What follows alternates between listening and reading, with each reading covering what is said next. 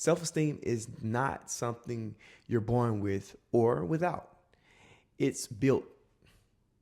And that means it can also be rebuilt.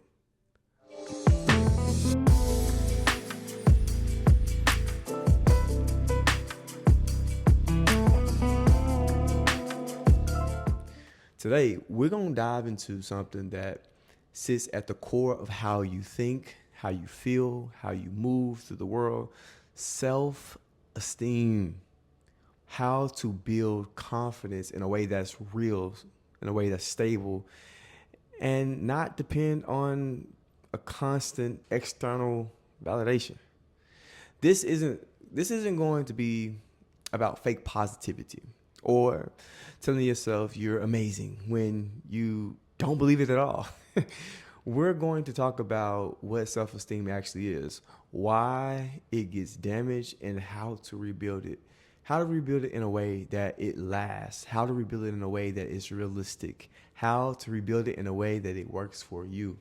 So whether you've been struggling with self-doubt, comparing yourself to other people, or just feeling like you're not enough, this episode, this moment, this is for you.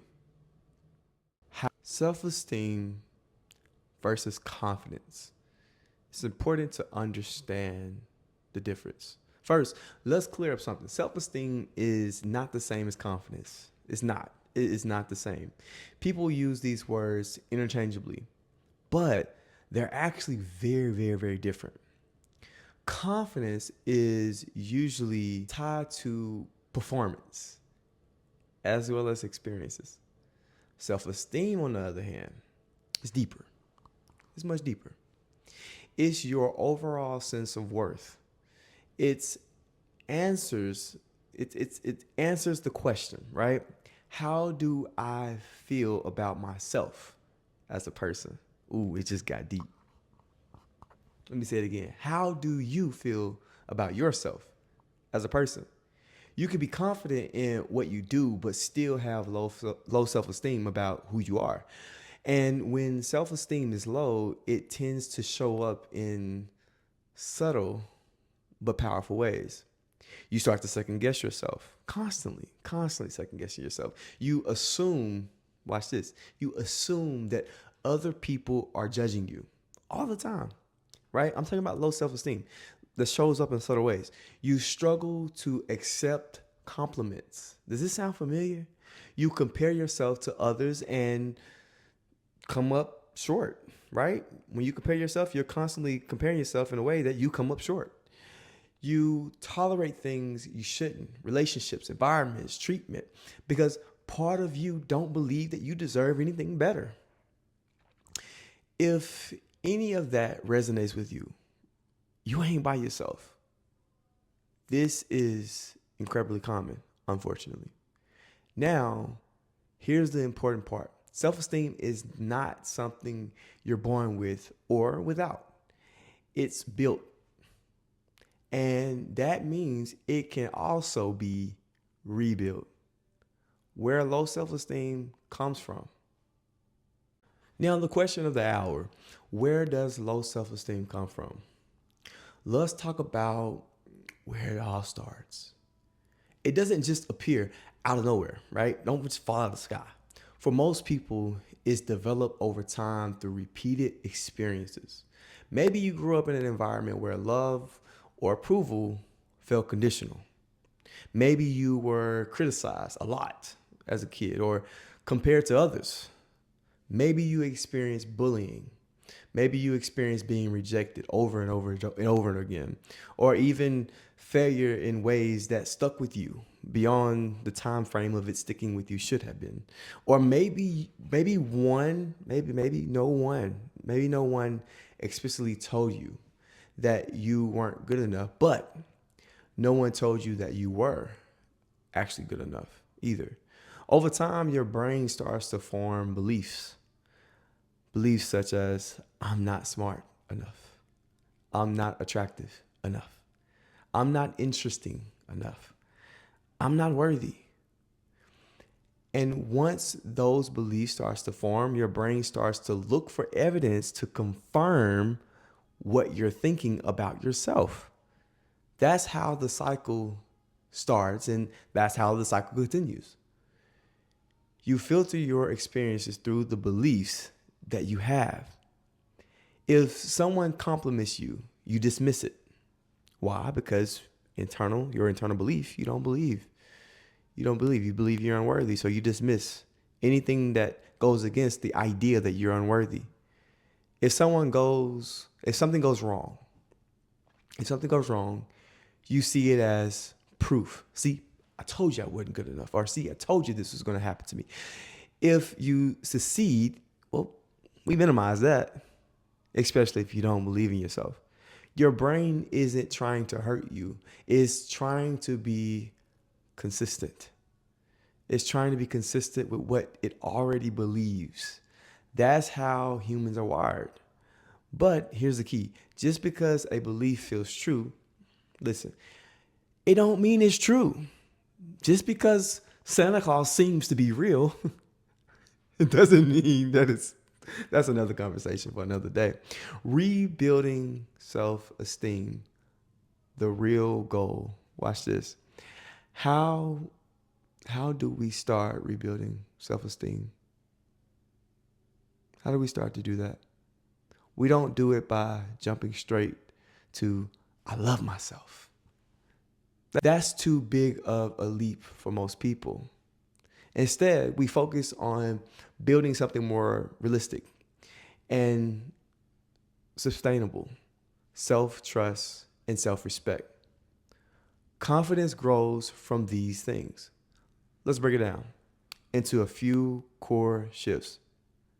Shift number 1, changing your inner voice.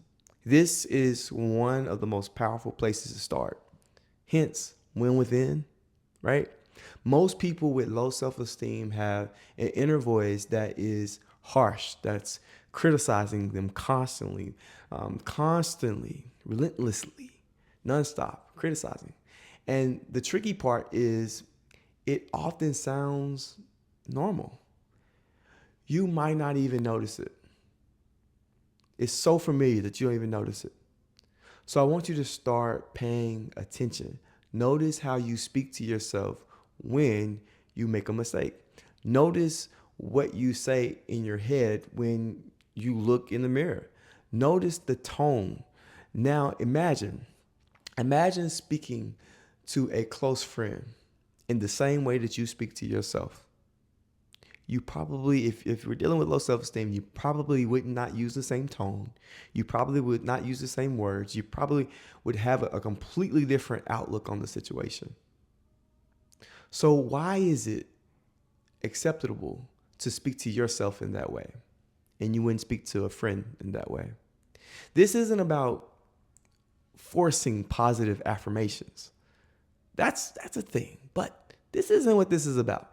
It's about shifting from criticism to neutral. Instead of, I'm so stupid, try, that didn't go the way that I wanted it to.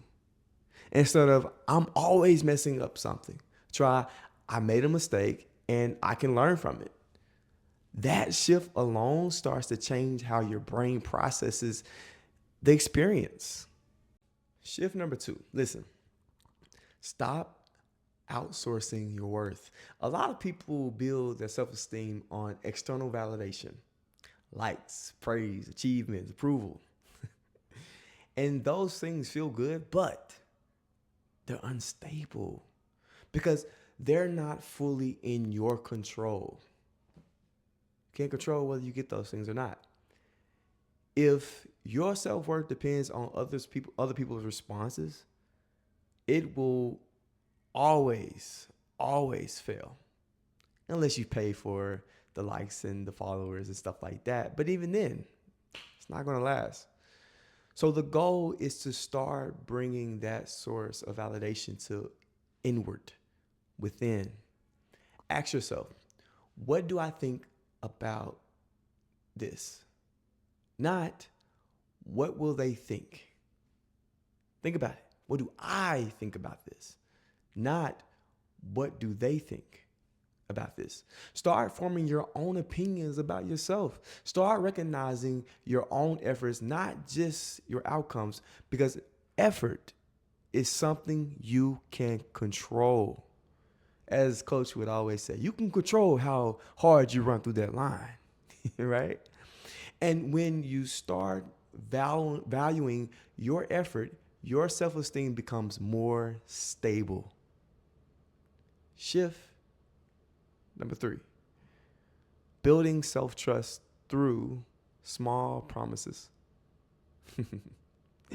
This is where real confidence starts. Not from thinking differently, but from acting differently. Every time you say you're going to do something and you follow through, you build trust with self. And every time you don't, that trust starts to erode. So start small, very small, very small. If you say you're going to wake up at a certain time, do it. If you say that you're going to go for a 10-minute walk, do it. If you say you're going to drink more water, do it. These seem simple, but they matter. It builds trust with self over time. Because here's the thing, your brain is always tracking. Can I rely on myself? And confidence is built on the answer to that question. Shift number 4, breaking the compromising cycle. Shift number 4, breaking the comparison cycle. Comparison is one of the fastest ways to destroy your self-esteem, especially now with social media constantly showing you other people's highlight reel. You're comparing yourself, your full reality, your full everyday 24 hours to somebody else's 5 seconds of fame, 5 seconds of their live highlight reel, right? And your brain treats that comparison as if it's fair. It's not fair. It's not fair. You can edit a video and make it look goading. But if you don't edit the video probably looks trash. You can tweak a picture and the picture looks golden, but you can not edit that picture and it looks horrible, right? I'm not saying you look horrible or you're a horrible person. I'm just saying you can manipulate something online to look a certain way. So instead of trying to, instead of falling into the traps of comparing yourself, which is unrealistic, start changing how you respond to those things. When you notice yourself comparing, pause and ask yourself this: what am I actually feeling right now? Is this insecurity? Is this envy? Is this fear? Then ask yourself, what does this point to that I value the most? Right? When I'm comparing myself to, what does it have to do with what I value as a person? Because comparison often reveals what matters to you the most. And once you know that, you can focus on your own path instead of somebody else's. The truth of the matter, setbacks will happen, right? It's going to happen. It is what it is. You will have days where your self-esteem feels low all over again. Feels as if you made no progress at all. That does not mean that you failed. It means that you are human. Progress in this area is not linear. It's not a straight line, right? It's not. What matters is how you respond in those moments. Do you fall back into old patterns of self-criticism? Or do you recognize what's happening and respond differently? It's important understanding that if you respond the same way, you're going to get the same result. But if you respond differently, you get a different result. Even catching yourself, just simply calling yourself out on it, right? That's progress. Let me give you a simple daily practice that will help you build self-esteem. So before we wrap this up, I want to give you this. It's a simple exercise. At the end of each day, right? I just want you to do three things. I want you to write three things down for me, right? First thing, I want you to write down one thing that you did well. One thing that you know, like, hey, look, I did this very well. Okay. Then I want you to write down one thing that you showed effort in. Then I want you to write down one thing that you handled better than you would have handled it in the past, right? This isn't about perfection. It's not. It's about training your brain to notice yourself in a different way. Because right now, your brain is likely wired to focus on what's wrong, right? We're, we're just rebalancing it. That's what we're doing. We're rebalancing your brain. The ultimate goal is to form a new relationship with yourself. So let's bring this all together. Self-esteem isn't about becoming a completely different person, right? If you do that, great. Kudos to you. It's about changing your relationship with yourself. Simple as that. It's about moving from a constant self-criticism to something that's more grounded, more realistic, more supportive. You don't need to believe you don't need to believe that, that you're amazing all the time. You don't have to believe that all the time. You just need to stop believing that you're not enough. And that shift over time change everything. Change everything. Now you could take that to the bank. Shift number 5, learning to tolerate discomfort. Building confidence requires doing things that feel uncomfortable. There's no way around it. If you wait until you feel confident before you act, you'll stay stuck. Confidence comes from after the action, not before it. So the goal isn't to eliminate discomfort, it's to increase your tolerance of it. That may look like speaking up when you'd rather stay quiet. It looks like setting a boundary even though it feels awkward. Trying something new where you might not be good at it at all. Or, watch this, you may not be good at it yet. Every time you do that, you send a message to yourself: I can handle this. And that message builds confidence over time. Yo, thank you guys for spending this time with me. If this episode has resonated with you, I want you to take one small thing away, and I want you to apply it today. Listen, apply knowledge is everything. Knowledge is just knowledge. If you apply it, it becomes powerful, right? So today, apply this today. Not all of it, just one thing, just a little bit. That's how change actually happens. Until next time, I'll see you next time.